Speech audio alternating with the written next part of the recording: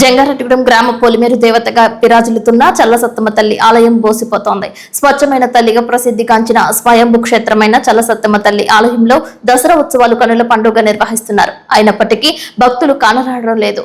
పొలిమేరు దేవతగా బైనేరు వంతెన నిర్మాణ సమయంలో వెలసిన చల్లసత్తమ్మ తల్లి చరిత్ర పూర్వీకులకు అందరికీ తెలిసిందే.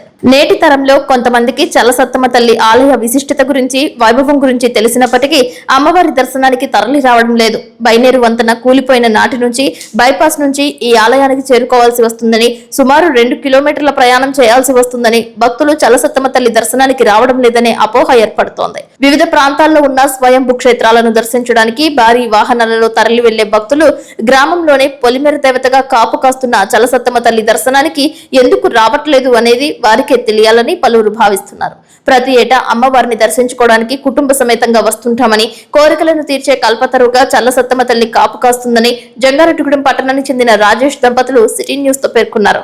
ఎప్పటికైనా ప్రభుత్వం స్పందించి బైనేరు వంతెనపై కూలిన బ్రిడ్జ్ ని పునర్నిర్మాణం చేపట్టాలని కోరుతున్నారు. జంగారెడ్డిగూడెం పొలిమేరులో వెలిసిన అమ్మవారు చాలా మహిమగల అమ్మవారు. అమ్మవారు తెలుసుకోగానే మనం ఏదైనా మొక్కులుంటే మొక్కులు చెల్లించుకోగానే అమ్మవారు మన కోరికలు నెరవేరుస్తుందని ఇక్కడ భక్తులందరి నమ్మకం.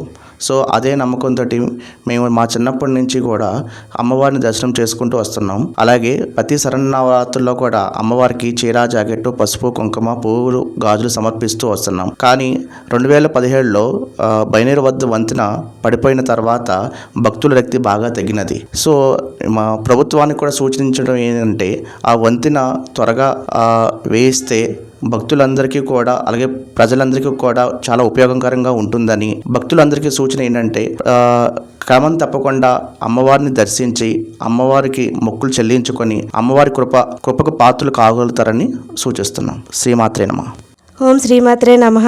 ఈ చల్లసత్తమ్మ అమ్మవారు చాలా మహిమగల అమ్మవారండి.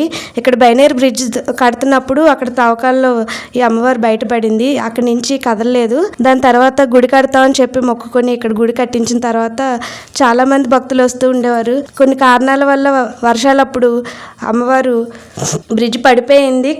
కానీ తర్వాత నుంచి ఇక్కడ అమ్మవారికి భక్తులు రావడం తగ్గిపోయింది. సరే, మేము ప్రతి దసరాకి కూడా శరన్నవరాత్రుల్లో ప్రతి అమ్మవారికి ఇలా చీరలు పెడుతూ ఉంటాం. దానిలో భాగంగానే ఇక్కడ చల్లసత్తమ్మ అమ్మవారికి కూడా ప్రతి దసరాకి వచ్చి చీర సమర్పిస్తూ ఉంటాము. చాలా మహిమగల అమ్మవారండి, సత్యవంతురాలు. భక్తులందరూ కూడా వచ్చి అమ్మవారిని దర్శనం చేసుకోండి.